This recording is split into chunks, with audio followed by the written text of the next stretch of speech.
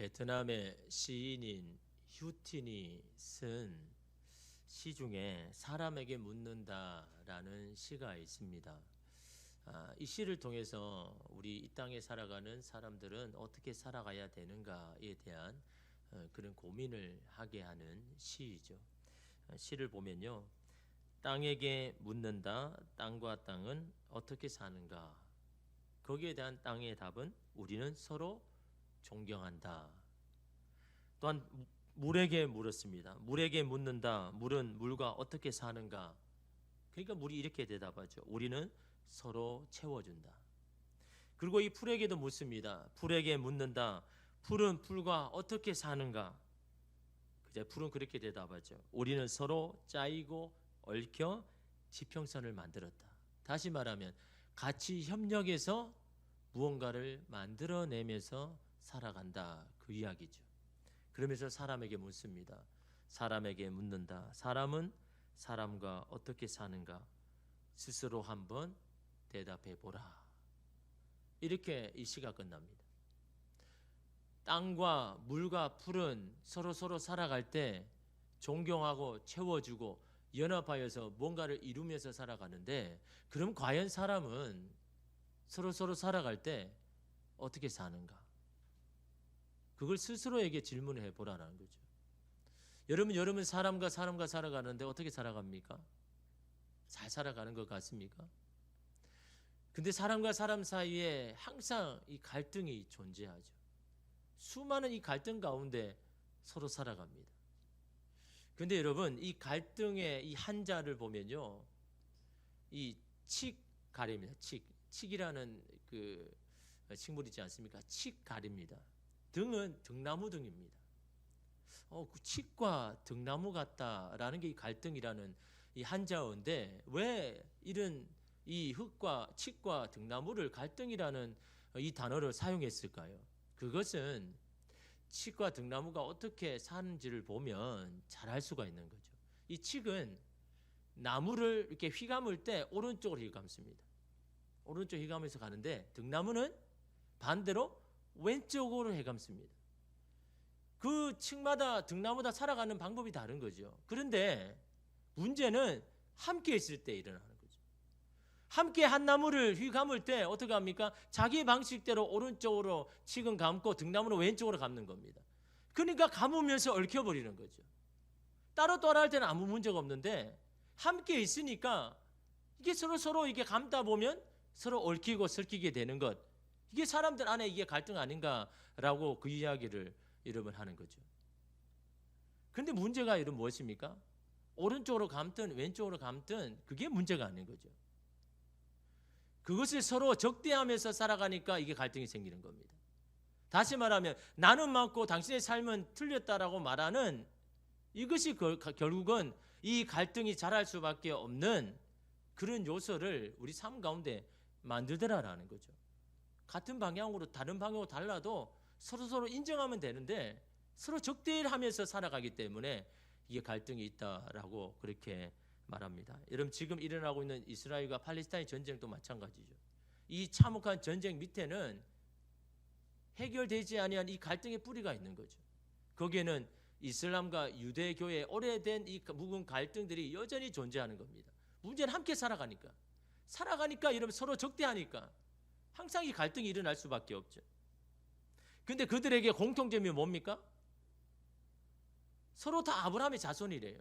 이슬람도 자기도 아브라함의 자손이라고 그러고 유대인도 아브라함의 자손이라고 이야기하는 겁니다. 그럼 어떻게 보면 형제 자매인 거죠. 형제 자매인도 불구하고 이 갈등의 뿌리 가운데 서로 죽이고 살리는 이런 전쟁을 벌이고 있다라는 거죠. 여러분, 거슬러 올라가면 사실은 모든 근원은 어떻습니까? 우리 모두는 다 아담의 후손이죠. 그러니까 뭐 코도 다르고 얼굴도 다르고 살아간 건 다 달라도 어떻게 보면요, 다 같은 여러분 이 형제 자매인 겁니다. 그 형제 자매는 어떻게 살아야 됩니까? 성경은 어떻게 살아라고 이야기합니까? 시편 133편 1절에 이렇게 말합니다. 보라, 형제가 연합하여 동거함이 어찌 그리 선하고 아름다운고. 그 일부 때 청소년부와 같이 예배를 드렸는데 한 아이가 그러더라고요. 어떻게 형제자매는 어떻게 살아야 됩니까? 사랑으로 살아야죠. 사랑으로 사는 건 다 알죠. 사랑만은 안 되니까. 그렇죠. 어떻게 살아야 됩니까? 연합하여 동거한가, 마음을 같이하여 함께 살아가는 것, 그것이 어떻습니까? 거기에 갈등이 있어도 하나님의 눈에 보기에는 선하다, 아름답다, 다시 말하면 하나님의 기뻐하신 뜻이다 라고 그렇게 이야기하죠.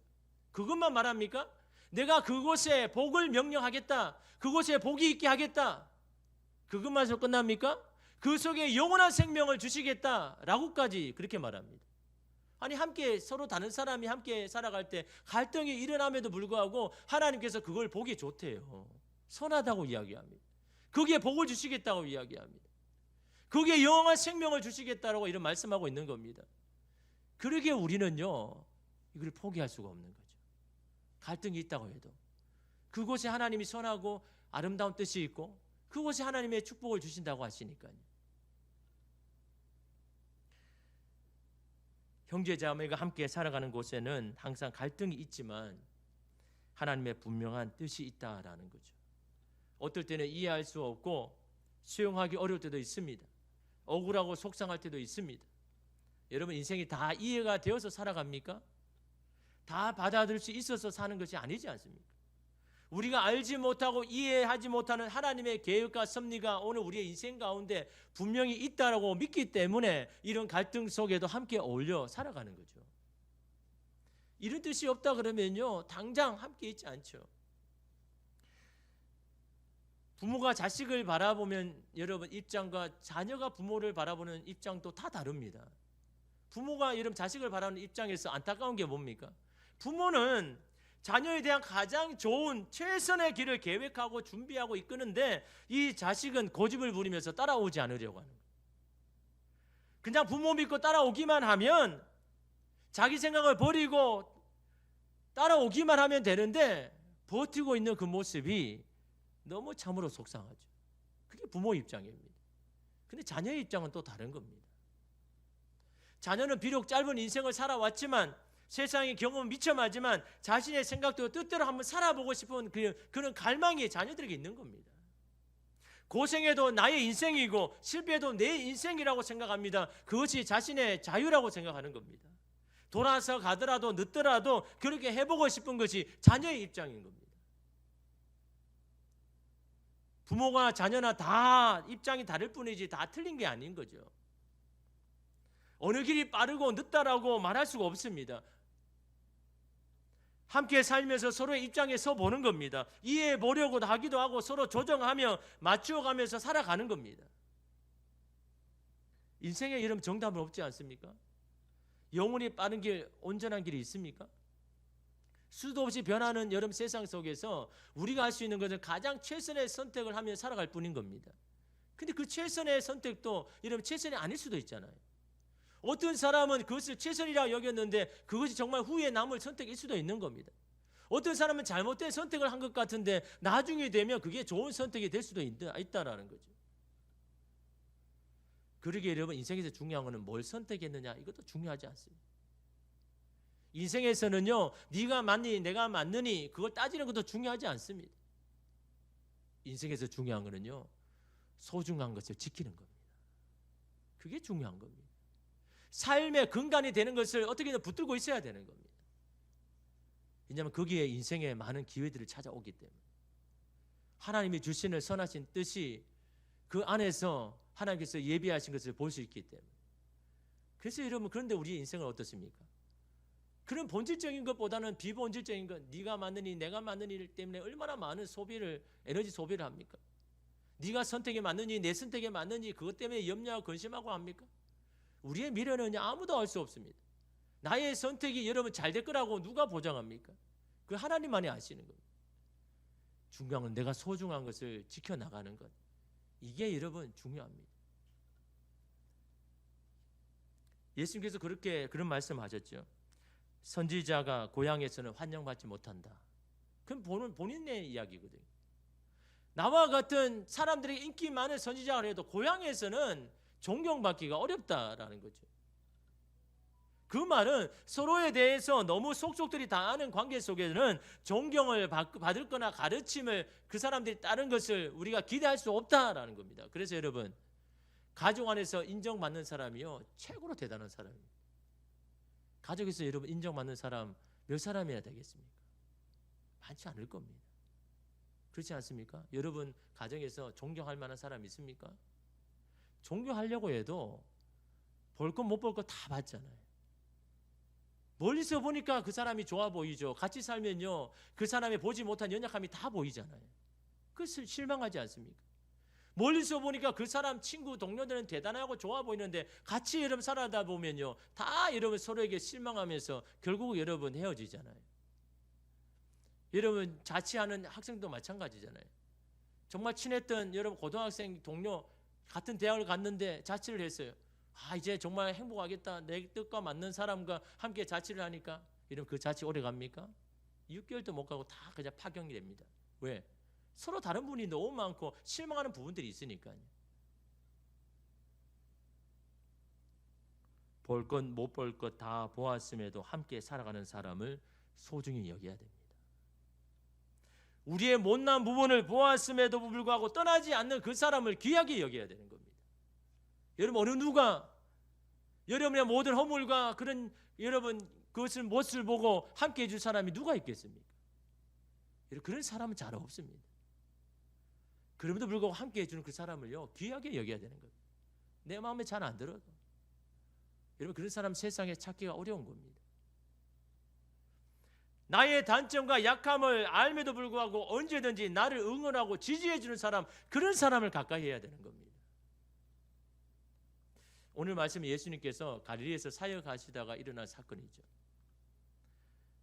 예수님의 입장과 여러분 가족들의 예수님의 가족의 입장은 어떨까요? 똑같을까요? 예수님의 가족들도 예수님을 막 지지해 줬을까요? 같은 여러분 집에서 자라고 해도 입장이 다른 겁니다. 예수님의 입장은 어떻습니까? 나는 하나님의 일을 한다고 해서 집을 나와서 하는 건 이게 당연하다고 생각하지만 과연 예수님의 가족들도 그렇게 생각했을까요? 우리는 오늘 말씀을 통해서 예수님의 가족 입장에서 오늘 말씀을 좀 보고자 합니다. 예수님이 그래도 그 가정의 장자잖아요. 그 말은 무슨 말입니까? 그 집안을 책임지고 잘 다스려야 하는 의무가 있는 사람입니다. 그게 장자거든요. 그러기 장자에는 어떻습니까? 특별한 권리가 주어집니다. 이 책임과 의무가 막강하기 때문에 이 특권도 주는 겁니다. 어떤 특권입니까? 재산을 분배할 때 두 사람의 목을 주는 겁니다. 어떻게 보면 불공평하잖아요. 아니 똑같이 나눠야지 왜 장자라고 2배 줍니까? 왜냐하면 그에게는 의무와 책임이 있으니까. 가정이 힘들고 어려우면 이 장자가 나서가 해결해야 되는 겁니다. 자기의 재산을 하든지 자기의 모든 시간을 들여서라도 그 가정을 지켜야 할 책임이요, 아버지 다음으로 여러분 이 장자에게 있는 겁니다. 그 책임과 의무가 얼마나 여러분 중요합니까? 그래서 여러분 특권도 주는 겁니다. 가정에 일어나는 결정권도 장자에게 주는 겁니다. 왜냐하면 책임과 의무가 있으니까. 이러한 장자의 특권과 의무를 지는 예수님이셨지만 나이 30에 하나님의 일을 한다고 집을 나가버렸습니다. 그것도 아버지가 돌아가신 마당에. 아버지가 돌아가셨습니까? 예수님이 그 장자의 역할을 해야 되는데, 만약 아버지가 안 돌아가셨으면 여러분 예수님이 뭐 하나님 일을 하든 나가든 집을 나가든 그렇게 별 문제가 없는데, 아버지도 없는 입장에서 장자인 예수님이 집을 나가버렸습니다. 그럼 여러분 가족들이 어떨까요?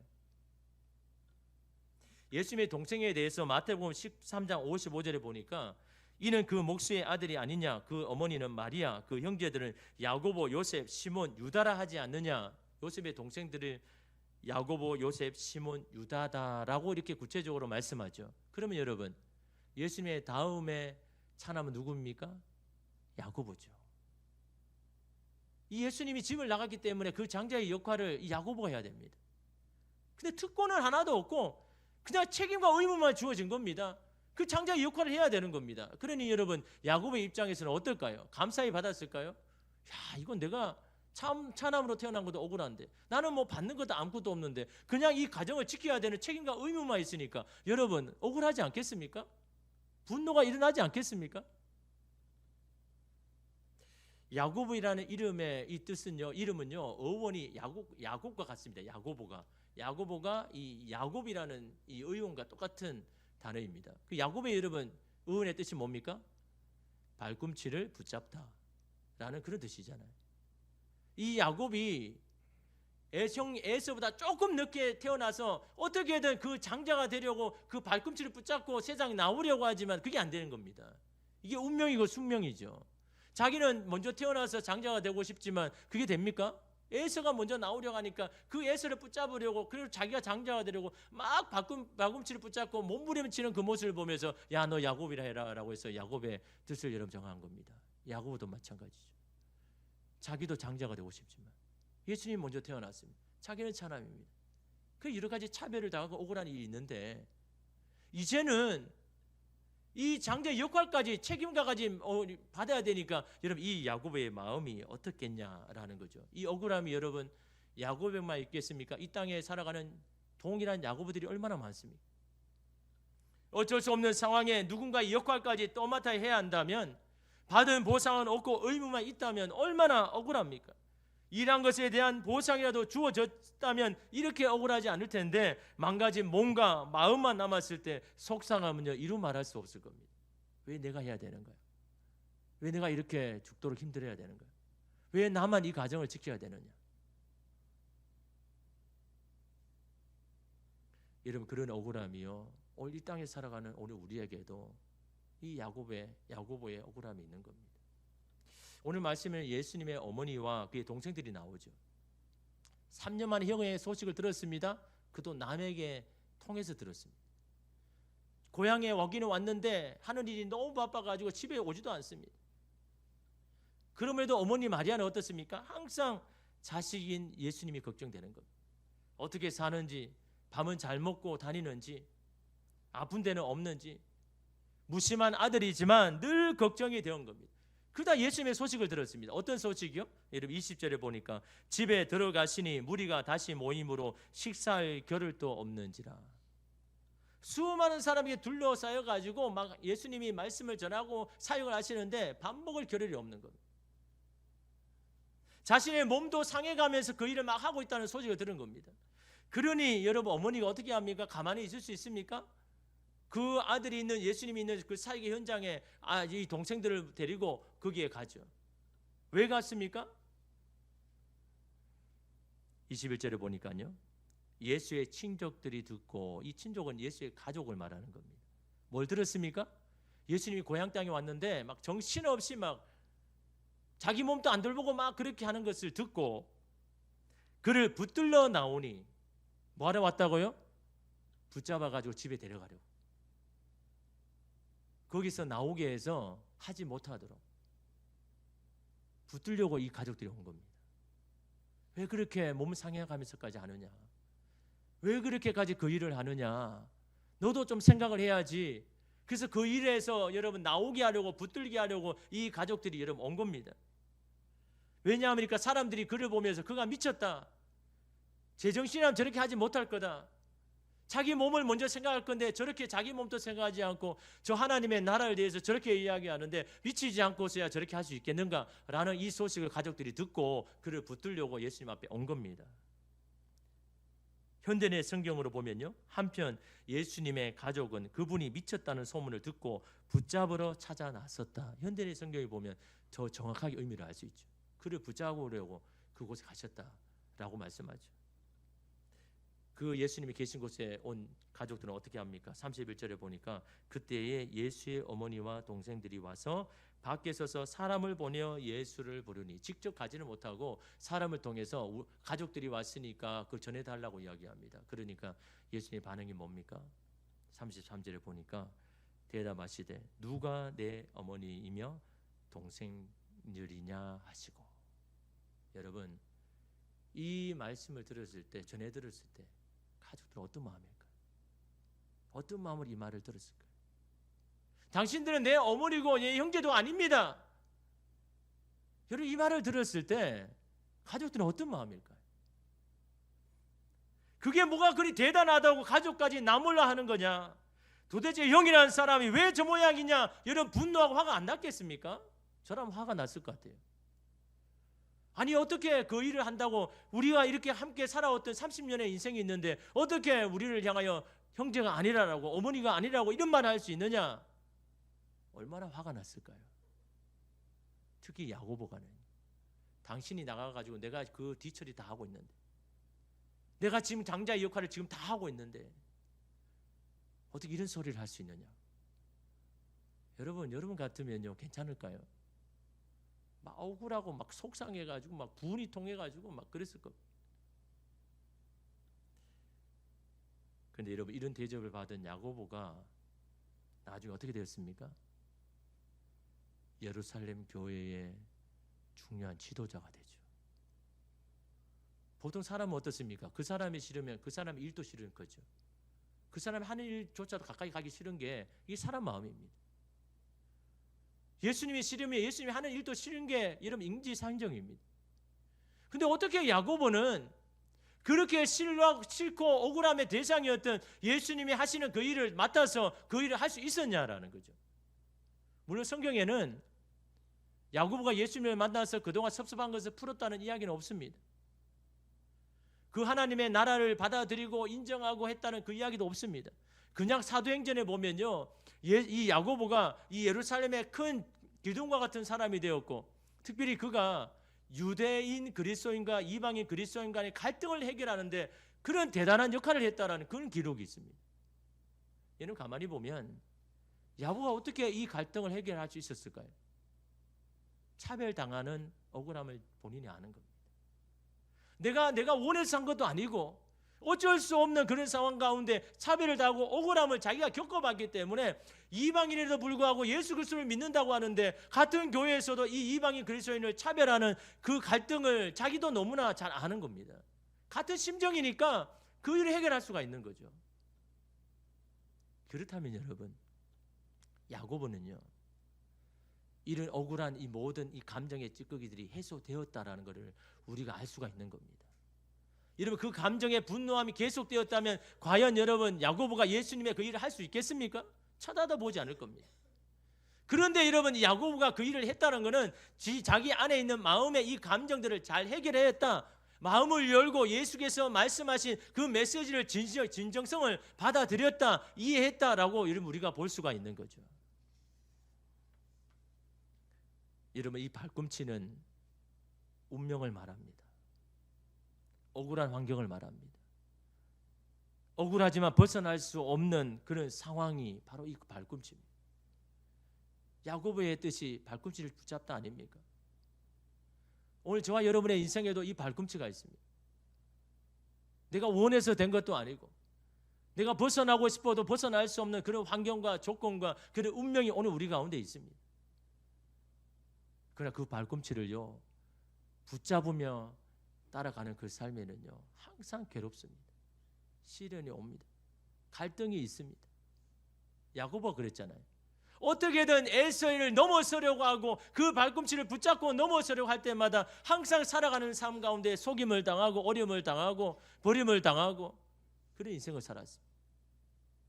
그때 나중에 알게 되죠. 하나님께서 나도 너를 축복한다.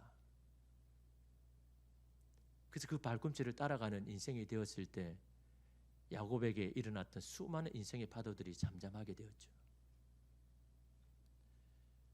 억울함이 기회가 될 수 있습니다. 불리한 상황이 오히려 미래의 밑거름이 될 수가 있는 겁니다. 그러기는 어떻게 해야 됩니까? 내 마음의 감정의 찌꺼기들을 자꾸 해결해야 되는 겁니다. 이 억울함의 감정이 있으면요 해결되지 않습니다. 내일에도 모레도 내 삶에 영향을 끼치는 겁니다. 이 찌꺼기를 어떻게 제거할 수 있을까요? 정수기에 물을 생각하시면 되는 겁니다. 아무리 더러운 물이 들어와도 필터가 있으면요 좋은 물로 다시 나가는 겁니다. 오늘 우리의 삶에 우리의 감정에 아주 나쁜 감정들이 들어와도 내 마음에 필터가 있으면 그 감정들이 찌꺼기를 걷어지고 여러분 좋은 마음, 선한 마음들이 우리의 삶에 흘러가게 되는 겁니다. 그 믿음의 필터가 뭡니까? 오늘 우리에게는 그 믿음의 필터가 필요한 겁니다. 내가 어찌할 수 없는 상황들을 맞을 수 있죠. 내가 원하지 않는다고 그런 일들이 안 일어납니까? 살아가면서 갈등, 어려움, 억울함, 속상함들이 다 몰아칩니다. 그때마다 그 감정의 찌꺼기를 여러분 걸을 수 있는 믿음의 필터가 필요한 겁니다. 마태복음 6장 34절에 보니까요, 이런 말씀을 합니다. 그러므로 내일 일을 위하여 염려하지 말라. 내일 일은 내일이 염려할 것이요 한날의 괴로움은 그날로 족하니라. 이 말씀은 무슨 말입니까? 오늘만 살라라는 그런 단순한 말일까요? 아닙니다.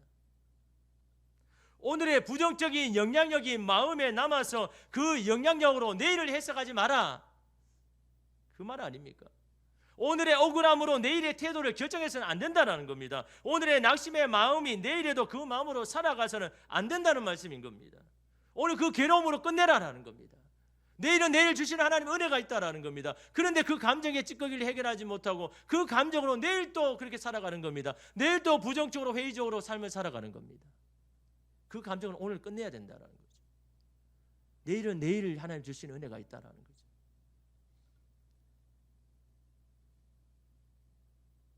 근데 보통 우리는 오늘의 내 감정과 마음의 상태가 내일에도 이어지죠.